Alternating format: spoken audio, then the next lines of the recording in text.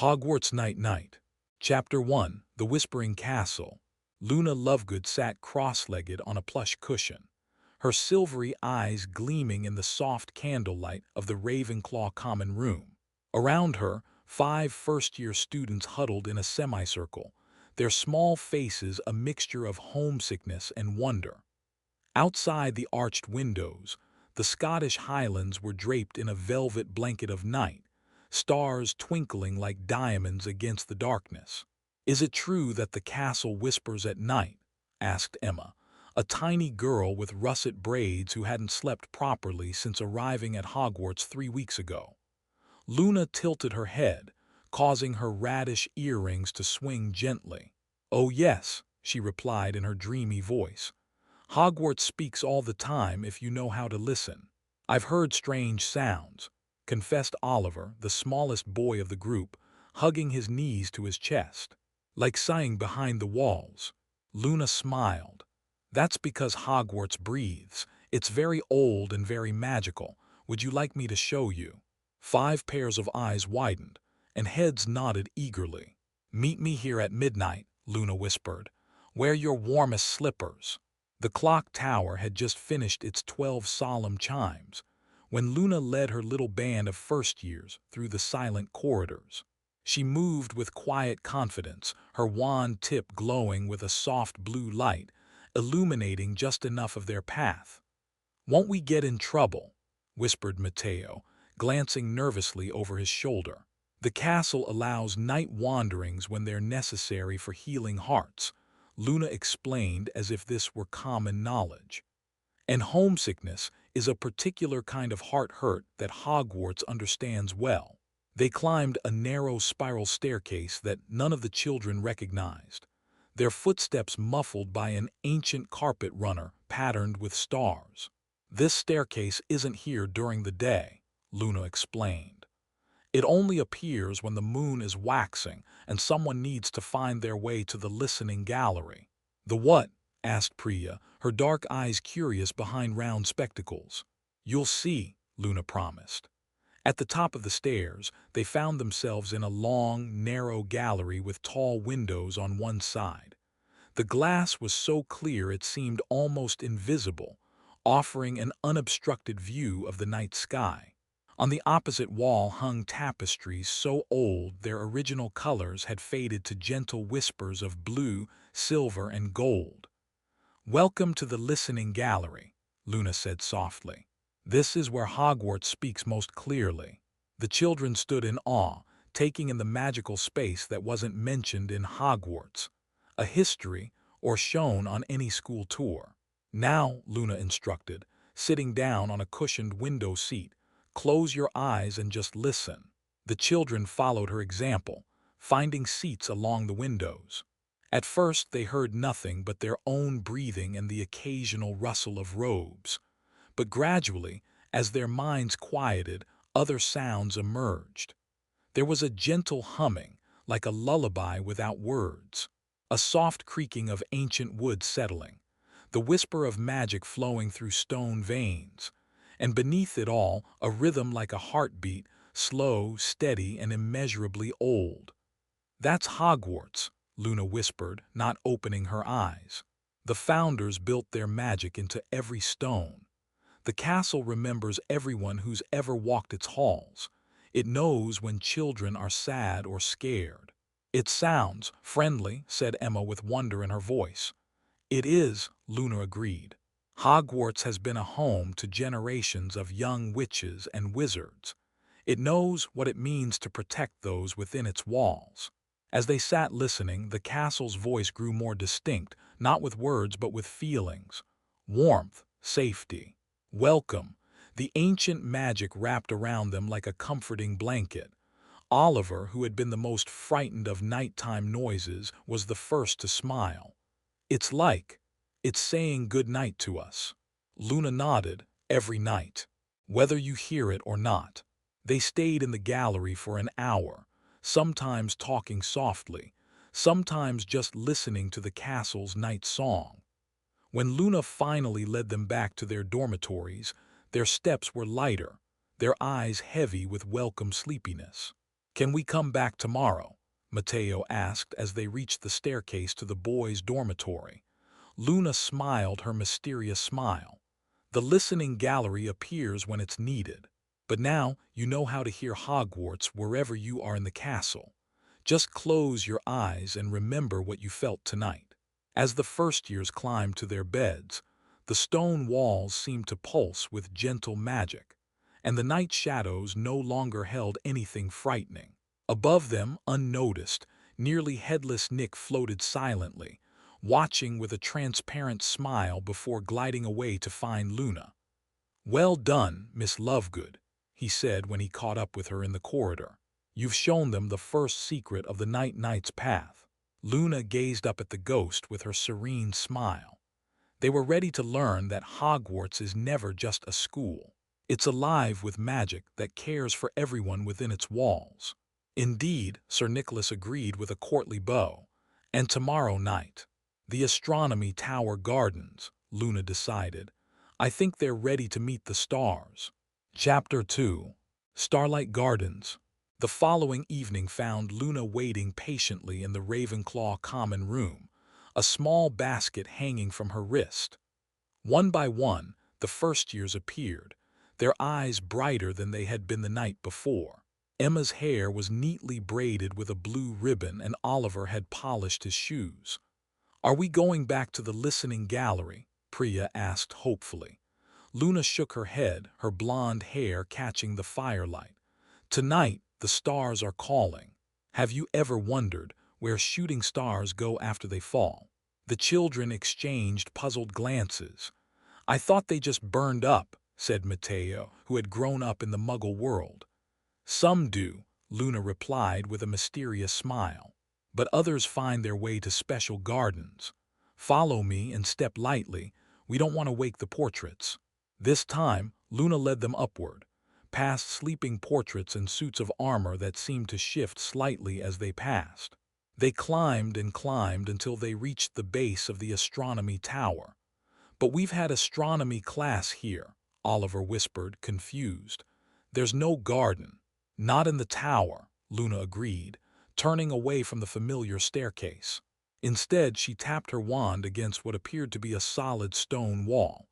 Behind it, the wall shimmered and became transparent, revealing a hidden archway. Luna stepped through, beckoning the children to follow.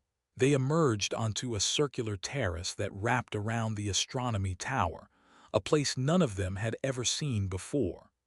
Low stone walls enclosed the space, and between the flagstones grew a garden unlike any other.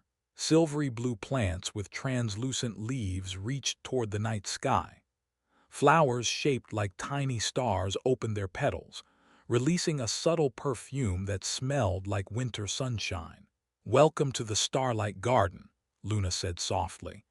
"It only appears on clear nights when the moon is in just the right position." "What are these plants?" Priya asked, kneeling to examine a cluster of bell-shaped blooms that seemed to contain actual twinkling lights. "Star fragments," Luna explained, setting down her basket. "When meteorites and shooting stars pass overhead, they sometimes scatter dust.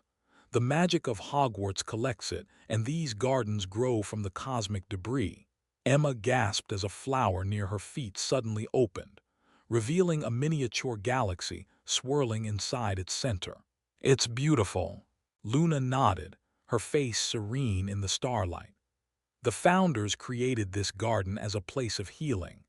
Rowena Ravenclaw especially understood that sometimes, to solve earthly troubles, one needs to connect with the vastness of the universe." She opened her basket and took out a thin blanket, which she spread on an open space between the luminous plants. From the basket also came 7 small cups and a thermos. "Hot chocolate," she explained, pouring a steaming, sweet-smelling liquid for each of them, with a pinch of stardust.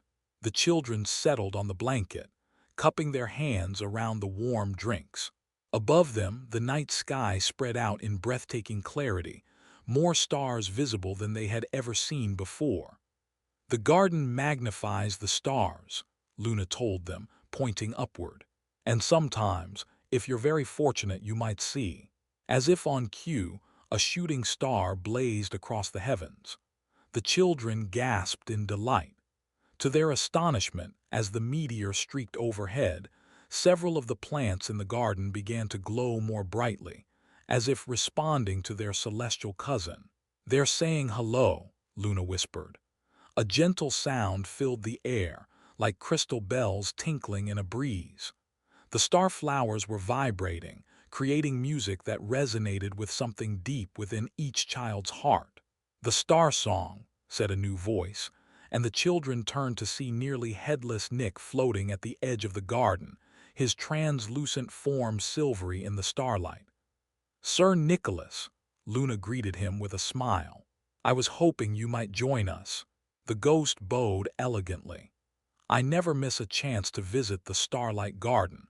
It reminds me of the infinite nature of existence." The first years stared in fascination. They had seen the Hogwarts ghosts in the great hall and corridors, but they had never had a conversation with one. "Sir Nicholas," Luna said, "would you tell the children about the constellation that shares your name?" The ghost's face lit up. "Ah, yes, the night of the northern sky." He floated upward slightly and pointed to a cluster of stars. "There, do you see those stars that form what looks like a sword and shield? That is Cepheus, the knight who guards the northern heavens." For the next hour, Sir Nicholas guided the children through the constellations, telling stories of celestial knights and queens, dragons and heroes, all mapped in the stars above them. His centuries of observing the night sky had made him an excellent astronomer, and his dramatic flair made each tale come alive. As the ghost spoke, Luna quietly moved among the star flowers, collecting fallen petals in a small pouch. "What are those for?" Oliver asked when Sir Nicholas paused his storytelling. "Dream sachets," Luna replied. "If you place these petals under your pillow, they'll keep nightmares away. The star essence brings peaceful dreams of cosmic journeys." She handed each child a small silk pouch containing the luminous petals. "Tonight, you'll sleep among the stars, even while in your beds." As the moon reached its zenith, Luna gathered her basket. "It's time to return. The garden will fade soon until the stars align again." The children reluctantly rose, thanking Sir Nicholas for his stories. As they followed Luna back through the archway, they each carried not only their dream sachets but also a new perspective. The vastness of the night sky now felt like a comfort rather than an emptiness. Back in the corridors of Hogwarts, Luna paused before they separated to their respective dormitories. "Remember," she said softly, "whenever you feel small or lost, look up at the stars.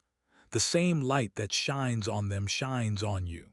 We're all made of stardust, after all."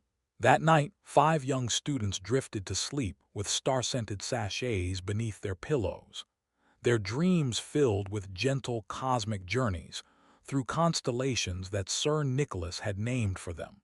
And if anyone had been watching, they might have noticed that the stone walls of Hogwarts seemed to pulse with a subtle rhythm, like a lullaby hummed by an ancient, magical guardian. Chapter 3. The Melody of Ghosts. The third night of Luna's midnight adventures found the small group of first-years gathered in the Ravenclaw common room, whispering excitedly about what wonders they might encounter next. Their faces were brighter now, the shadows of homesickness fading like morning mist. Emma had even written to her parents about the magical nights, though she had promised Luna to keep the specific locations a secret. "Good evening, stargazers," Luna greeted them, appearing silently from the spiral staircase. Tonight, she wore a shimmering silver shawl over her robes, and her wand was tucked behind her ear as usual. "Are you ready to discover how ghosts dream?" "Ghosts don't sleep, do they?" Mateo asked, his brow furrowed in confusion. Luna's smile was enigmatic. "Just because one doesn't sleep doesn't mean one can't dream. Sir Nicholas has invited us to something very special tonight." They followed Luna through the castle's nighttime corridors, which now seemed less intimidating and more intriguing to the young students. Every shadow held potential magic rather than fear. As they descended staircases and passed through quiet hallways, Priya noticed they were heading toward a part of the castle she didn't recognize. "Where exactly are we going?" she whispered. "To the Chamber of Echoes," Luna replied. "It's only accessible on the third night of the waxing moon, and only if you've been invited by one of the resident ghosts." They turned down a narrow corridor lined with portraits of slumbering musicians. At the end stood a plain stone wall with a single silver bell hanging in midair. Luna reached out and rang it once, producing a clear tone that seemed to resonate through the very stones of the castle. The wall dissolved, revealing a circular chamber with a domed ceiling. The room was empty except for a raised stone dais in the center, and benches carved from white marble arranged in concentric circles. The ceiling was enchanted similarly to the Great Hall, but instead of showing the night sky, it displayed slowly swirling mist in shades of silver and pearl. "Please, take your seats," Luna instructed, guiding them to a bench in the innermost circle. "And remember, this is a great honor. Very few living people have witnessed the ghostly ensemble." The children sat close together, their eyes wide with anticipation. For several minutes nothing happened. The chamber remained silent, the misty ceiling swirling gently above them. Then, so gradually they barely noticed at first, transparent figures began to drift through the walls, ghosts from every house and every era of Hogwarts history. The Gray Lady floated in, her face solemn but peaceful. The fat friar followed, beaming at the children. The bloody baron kept his distance, his silver bloodstains gleaming in the dim light. And finally, Sir Nicholas de Mimsy-Porpington glided to the center of the dais, his head firmly attached to his neck for this special occasion. "My dear Miss Lovegood," he greeted with a formal bow, "and young friends, welcome to the Chamber of Echoes. For centuries, the ghosts of Hogwarts have gathered here to share what we call the Dream Concerto, music from our memories, our regrets, and our enduring hopes." Around the room, more ghosts settled into position, at least 30 in total. Many were unfamiliar to the children, perhaps from eras long before their time at Hogwarts. "Tonight," Sir Nicholas continued, "we perform for you the Moonlight Sonata of Remembrance. Listen with your hearts as well as your ears, for ghostly music speaks to the soul." He turned to face his fellow ghosts and raised his transparent hands like a conductor. For a moment, absolute silence filled the chamber. Then, as Sir Nicholas lowered his hands, the most extraordinary sound emerged from the assembled specters. It wasn't sound in the conventional sense. The ghosts had no physical instruments, no vocal cords to produce notes.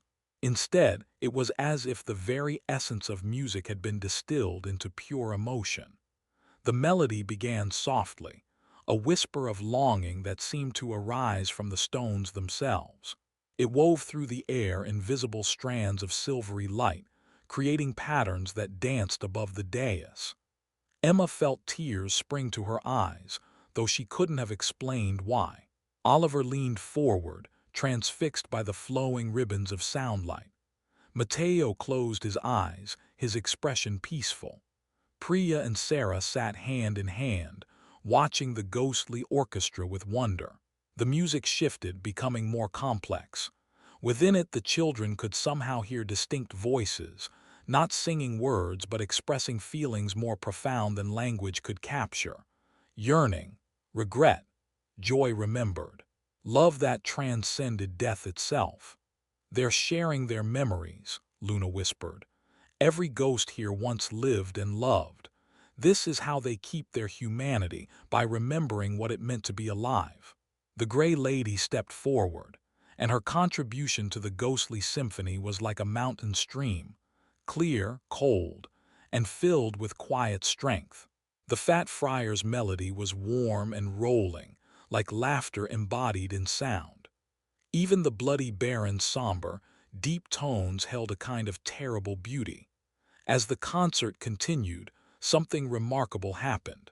The swirling mist on the ceiling began to form images, fleeting vignettes from the lives of the ghosts. A medieval feast seen through Sir Nicholas's eyes. A woman reading by candlelight, viewed from the Grey Lady's perspective. Children playing in long-forgotten Hogwarts corridors. Their dreams, Luna explained softly. Not sleeping dreams, but the memories they hold most dear, the moments they choose to relive through eternity. For nearly an hour, the ghostly concert continued, the music ebbing and flowing like tides of emotion. The first years sat spellbound, experiencing centuries of Hogwarts history through this extraordinary symphony of spectral memory. When at last the final notes faded into silence, the chamber remained still for several heartbeats. Then Sir Nicholas turned once more to face them. "Every life leaves echoes," he said gently. "Even after we are gone, the music of our existence continues to resonate. Remember this, young ones, as you create the melodies of your own lives." The Grey Lady drifted forward, addressing Luna. "Thank you for bringing them, child of Starlight. They have good hearts." One by one, the ghosts bowed to the small audience before gliding back through the walls, leaving only Sir Nicholas with them. "The chamber will close soon," he informed them. "But before you go," he reached into his transparent robes and somehow produced 5 small crystal phials, each containing what looked like a single drop of liquid silver. "A tear from each section of our orchestra. A ghost's tear is rare indeed. We can only weep when remembering the deepest joys of our former lives." Luna accepted the phials with reverence and distributed them to the children. "Keep these safe," she advised. "Ghost tears are powerful protective talismans. They remind us that emotions transcend even death." As they left the Chamber of Echoes, the stone wall re-solidifying behind them, the children walked in thoughtful silence. The ghostly music seemed to linger within them, creating a profound sense of peace. "I never thought ghosts could be so alive," Mateo finally said as they climbed the stairs back toward their dormitories. Luna nodded. "Death is not the opposite of life, merely another state of being. The ghosts choose to remain because they still have songs to share, lessons to teach." "Like Sir Nicholas teaching us about the stars?" Oliver asked. "Exactly," Luna smiled. "Each night, we're learning different ways to find comfort in the darkness. Tonight, you discovered that even the saddest stories can create beautiful music when remembered with love." At the junction where they would separate to their respective dormitories, Luna paused. "Tomorrow night, wear your warmest socks. We'll be meeting someone special in the kitchen gardens." As the first years climbed into their beds that night, each carefully placed their phial of ghost tears on their nightstand. In the soft light of the crystal containers, their dormitories seemed less strange, more like home. The memory of spectral music followed them into their dreams, where they danced with friendly ghosts through corridors of starlight. Chapter 4: The Phoenix's Lullaby. The castle seemed different now to the 5 first years, as they made their way through the evening routines of dinner, homework, and preparation for bed. Hogwarts was no longer just a school of intimidating corridors and tricky staircases, but a living entity full of wonders waiting to be discovered. They found themselves noticing details they had overlooked before. The way certain portraits nodded greetings as they passed, how the stone walls sometimes warmed slightly under their hands, the subtle magic that hummed in the very air they breathed. When they gathered in the Ravenclaw common room that 4th night, all 5 wore their warmest socks as instructed.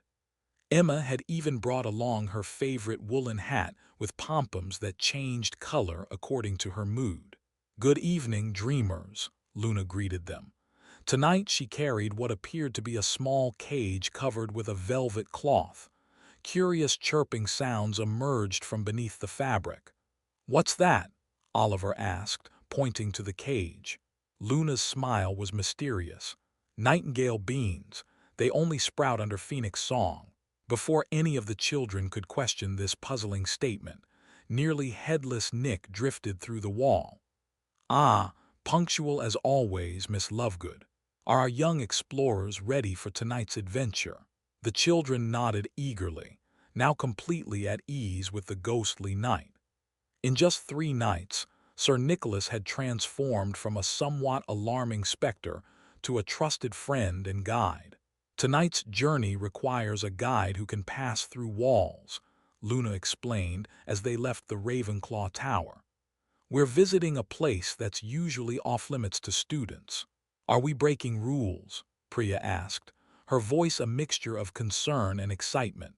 Luna tilted her head thoughtfully, not breaking so much as gently bending, with permission from the highest authority in the castle. They followed Sir Nicholas down corridors and staircases, eventually arriving at the entrance to the kitchen gardens. During the day, these gardens supplied the Hogwarts kitchens with fresh herbs and vegetables, tended by house elves and occasionally used for herbology lessons. But now, in the velvety darkness, the garden looked different, more wild and magical, with plants that seemed to shimmer with their own inner light. At the far end of the garden stood a small stone building that resembled a greenhouse, but its glass walls were frosted and emitted a soft, golden glow from within. The headmaster's winter garden, Sir Nicholas announced with reverence, created by Albus Dumbledore himself as a sanctuary for healing plants and creatures that require special care. Luna stepped forward and knocked 3 times on the ornate door. To the children's surprise, it swung open immediately, though no one appeared to be inside. "Thank you for allowing us to visit," Luna called softly as she entered, beckoning the first-years to follow. The interior of the winter garden was unlike anything the children had ever seen. Despite its modest exterior, the space within seemed vast, a magical extension charm clearly at work. The air was pleasantly warm and carried the scent of cinnamon, cloves, and something undefinably sweet. Trees with silver bark grew in spirals toward a glass ceiling that revealed the night sky. Flowering vines with luminous blooms draped across trellises, and small pools of still water reflected the starlight. In the center of this magical space stood a golden perch, and upon it sat the most magnificent bird any of them had ever seen. Its feathers were vibrant crimson and gold, glowing as if lit from within. Its intelligent eyes regarded them with curiosity and what seemed like amusement. "Fox," Luna said reverently. "The headmaster's phoenix." The children stood in awe, barely breathing. They had read about phoenixes in their textbooks, but seeing one in person was an entirely different experience. The bird radiated not just heat, but a sense of ancient wisdom and profound compassion. "Phoenixes are creatures of healing and rebirth," Luna explained, setting down her covered cage on a nearby stone bench. "Their tears can heal any wound, their song can bring courage to the faintest heart, and their presence keeps nightmares at bay." Fox trilled softly, a single note that seemed to vibrate through the children's very bones, filling them with warmth and certainty. "The headmaster has kindly allowed us to visit Fox tonight," Sir Nicholas explained, floating nearby. "He understands that homesickness is a particular kind of pain that sometimes requires a particular kind of magic." Luna uncovered the cage, revealing not birds as the children had expected, but what looked like ordinary beings, except they were gently pulsing with a soft blue light. "Nightingale beans," she repeated. "When planted under a phoenix's song, they grow into vines that produce dream fruit. One small slice under your pillow ensures peaceful sleep for a month." She opened the cage and carefully placed the beans in a prepared circular bed of rich, dark soil. "Would each of you take one and plant it, please? The gift is more powerful when given with your own hands." Each child selected a glowing bean and found a spot in the soil circle to plant it. As they covered their beans with earth, Fawkes watched intently from his perch. "Now we wait for moonrise," Luna said, gesturing to cushioned benches arranged around the planting bed. "In the meantime, Sir Nicholas has promised to tell us the tale of how Fawkes came to Hogwarts." The ghost bowed gallantly and began a tale of adventure involving a young Albus Dumbledore, a perilous journey to a fiery mountain, and a phoenix egg rescued from poachers. The children listened, entranced, as the story unfolded. Sir Nicholas had a gift for storytelling, his aristocratic voice rising and falling dramatically at all the right moments. As he concluded his tale, a beam of moonlight suddenly streamed through the glass ceiling, illuminating the circle of freshly planted beans. At that precise moment, Fawkes spread his magnificent wings and lifted his head toward the moon.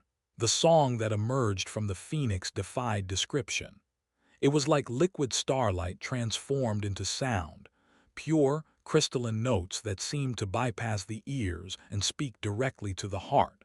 It contained joy so intense it bordered on pain, hope so profound it brought tears to the eyes, and love as ancient as the universe itself. Under this extraordinary music, the soil began to stir. Green shoots emerged, growing at an accelerated pace, twining upward toward the moonlight. The vines thickened and sprouted leaves of silver green, then buds that swelled and blossomed into flowers shaped like tiny stars.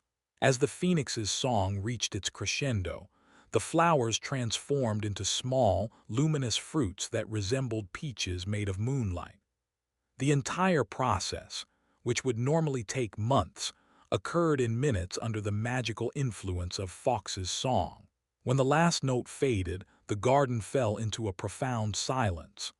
Fawkes tucked his head under his wing, apparently tired from the magical exertion. The children sat speechless, tears streaming down their faces from the beauty they had witnessed. Luna rose silently and carefully harvested the glowing fruits, placing one in each child's hands. "Dream fruit," she whispered. "A rare gift indeed.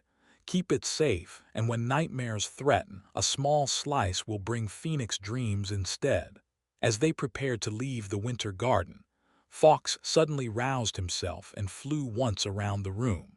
As he passed each child, a single brilliant feather drifted down, not molted, but freely given. Phoenix feathers freely given are among the most powerful protective talismans in the magical world, Sir Nicholas explained, his transparent face solemn. "The headmaster must think very highly of you, indeed, to allow Fawkes to offer such gifts." Luna helped each child carefully tuck their phoenix feather into their robes. "Keep it close to your heart," she advised. "It will warm when danger approaches and cool when peace is near." As they left the winter garden, the magical door closing softly behind them, the children felt a profound sense of privilege.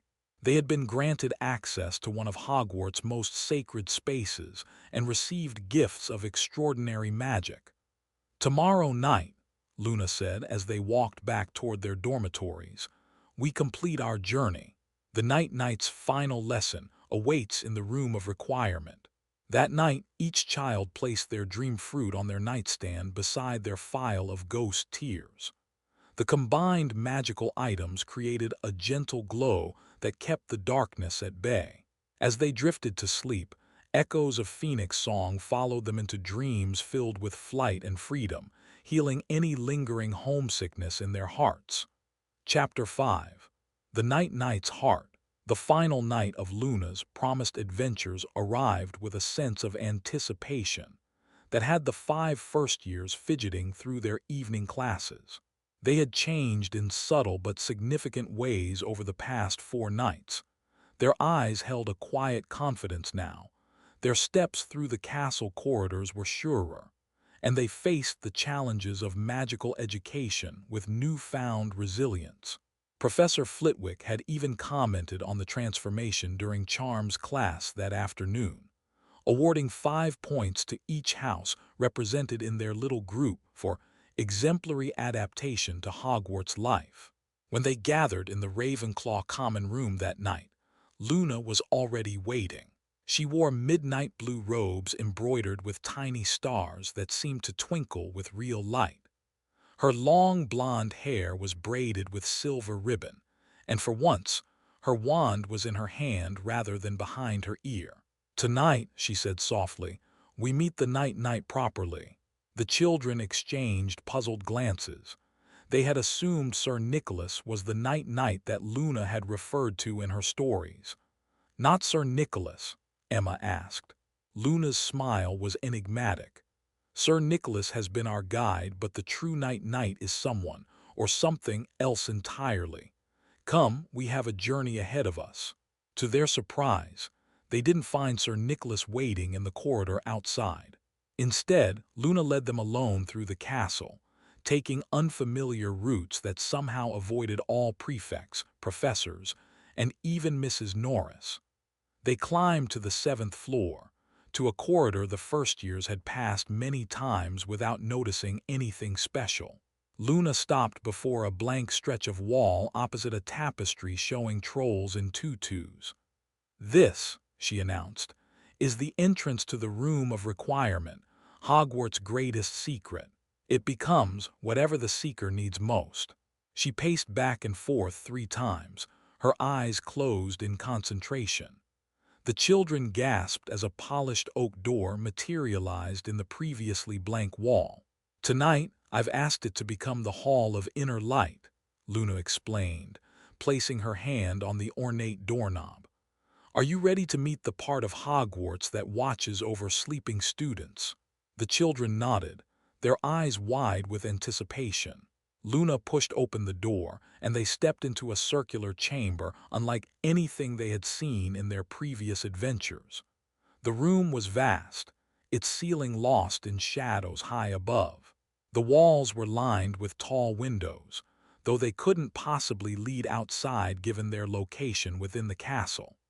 Through these windows, they could see vignettes of sleeping children in all 4 house dormitories, like magical surveillance monitors showing every student sleeping safely in their beds.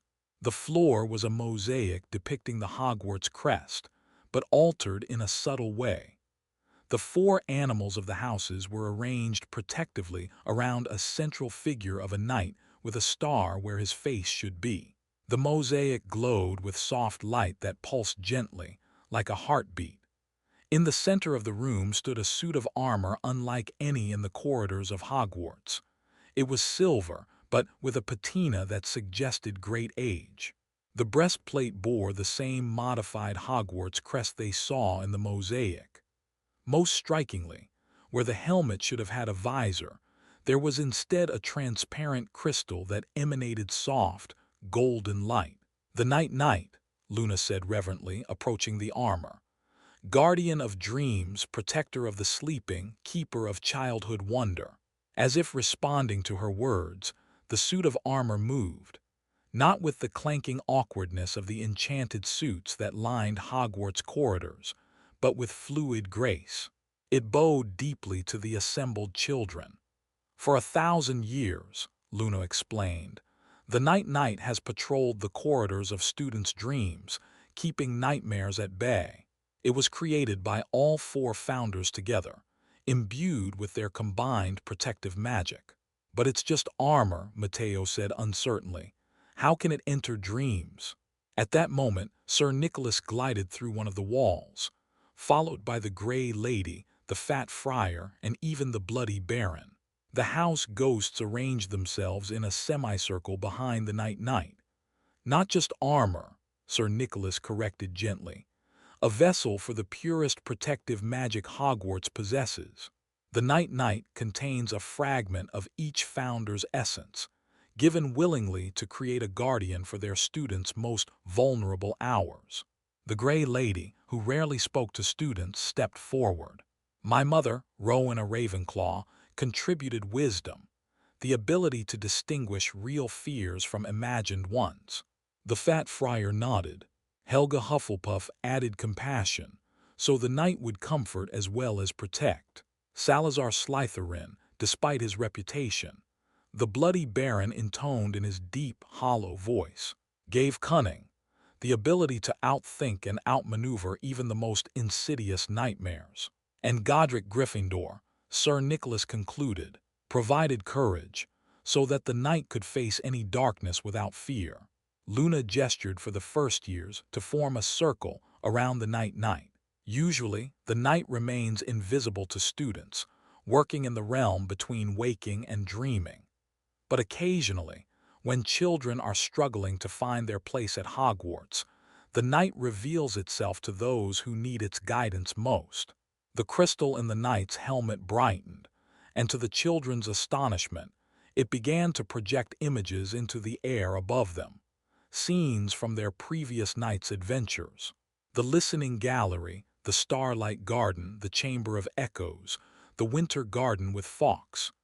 "The Night-Knight has been with us all along," Luna explained, "guiding our journey, helping you discover the secret magic of Hogwarts that heals homesickness and builds belonging." "But why us?" Oliver asked, his small face serious in the golden light. "Why did the knight choose us?" The Grey Lady answered, her voice like wind through autumn leaves.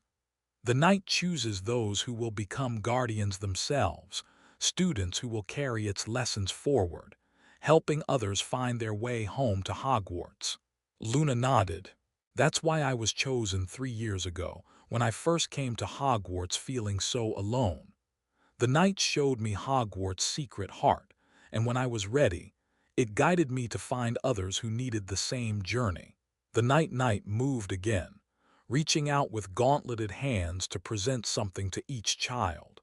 5 medallions materialized in its palms, each one a miniature version of the modified Hogwarts crest they had seen in the mosaic.